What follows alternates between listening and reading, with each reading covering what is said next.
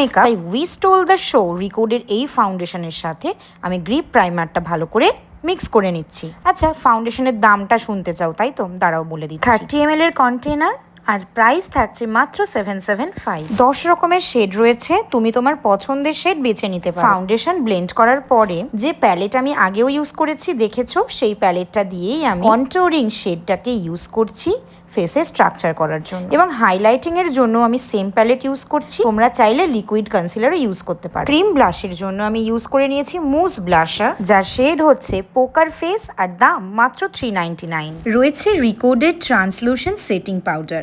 এর 3-4টে varieties colour রয়েছে, তোমরা তোমাদের স্কিন অ্যাকর্ডিং কিনে নিতে পারো। পাউডারটার প্রাইস রয়েছে 599। ট্রান্সলুশন সেটিং পাউডার দিয়ে সেট করে নেওয়ার পরে ওয়াটার স্প্রে করে নেবে, এবং দেখো জলটা কিন্তু স্কিন থেকে ঝরে পড়ছে। এরপরে জলটাকে ভালো করে তুমি অ্যাবজর্ব করিয়ে নিতে পারো স্কিনের সাথে। মেকআপটা স্টার্ট